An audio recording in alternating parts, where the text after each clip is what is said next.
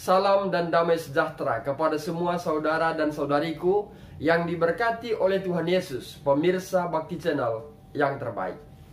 Kita belajar sekolah Sabat di pelajaran hari Minggu, tanggal 14 Agustus dengan judul Kelimpahan Bapa Kita.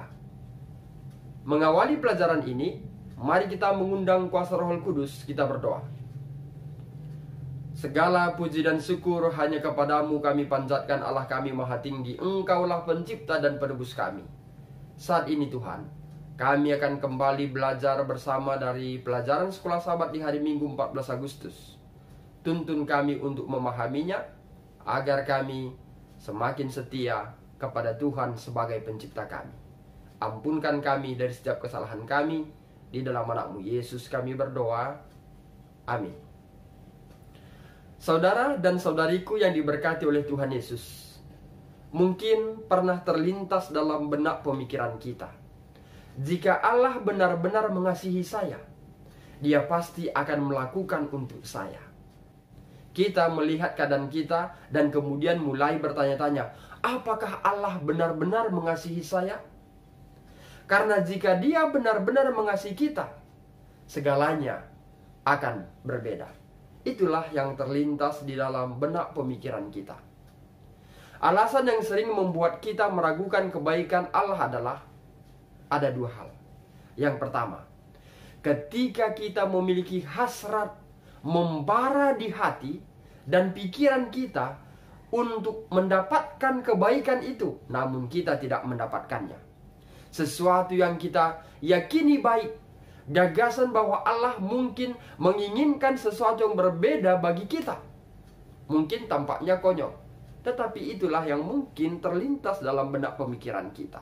Yang kedua, kita mungkin meragukan kebaikan Allah karena pengalaman kita bertentangan dengan apa yang kita yakini.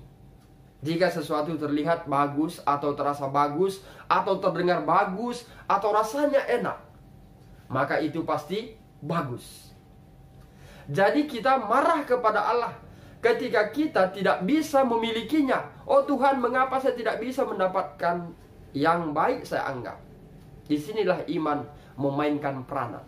Iman mendatangkan tindakan yang tepat pada saat-saat kita tergoda untuk meragukan Allah dan kebaikannya.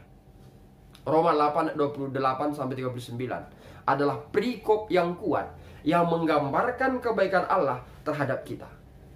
Apakah yang dapat kita temukan dalam ayat-ayat ini yang membantu menjaga pikiran kita agar tidak meragukan kebaikan Allah? Mari kita kutip dari Roma 8 ayat 32. Ada bagian penting dari logika yang sangat membantu dalam menjaga kita agar tidak kewalahan oleh keadaan kita.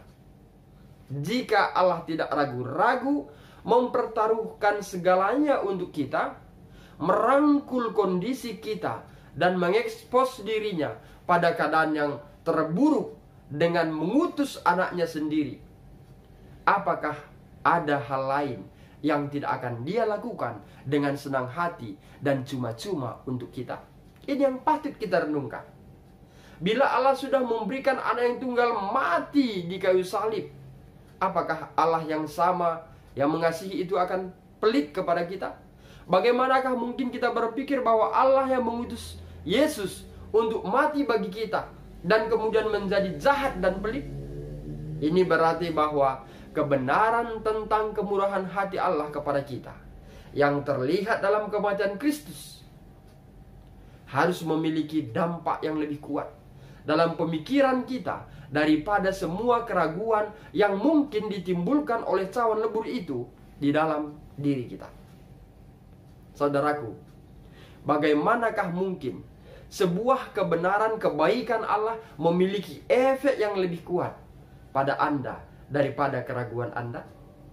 Ini perlu kita jawab dalam kehidupan sehari-hari. Keraguan Anda, luangkan waktu untuk merenungkan kebenaran bahwa Allah telah memberikan Yesus untuk mati menggantikan saudara dan saya.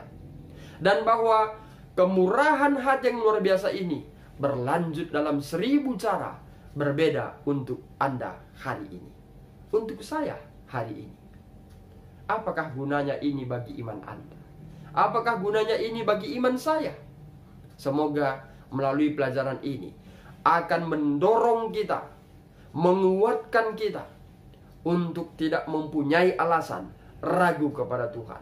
Kiranya kita menaruh iman yang kuat kepada Tuhan, karena Allah yang berkelimpahan itu akan memberikan berkat kasih karunia kepada semua orang-orang yang datang kepadanya.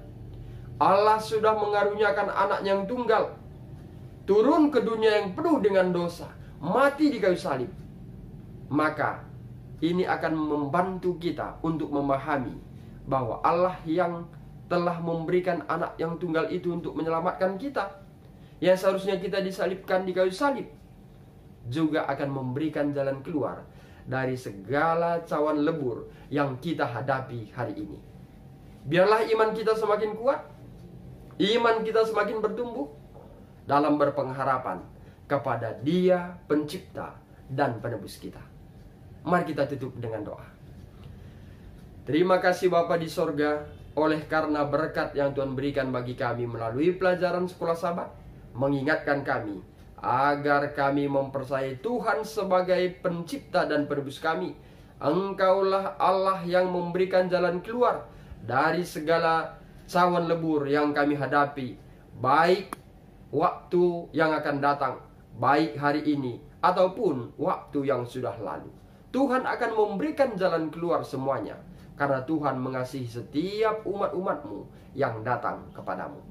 Bapa di sorga, biarlah iman kami semakin bertumbuh. Saat ada cawan lebur dalam kehidupan kami, biarlah kiranya iman kami semakin kuat kepada Tuhan. Kiranya segala keraguan-raguan jauh dari kami. Terpuji nama-Mu Tuhan. Ampunkan kami dari setiap kesalahan kami. Di dalam anak-Mu Yesus kami berdoa. Amin. Saudara dan saudariku yang diberkati Tuhan, demikian pelajaran Sekolah Sabat kita untuk hari Minggu. Saya Pendeta Rista Karo-Karo, Gembala Distrik Labuhan Batu, Rantau Prapat, pamit undur diri. Dan akhir kata saya sampaikan, Tuhan Yesus memberkati.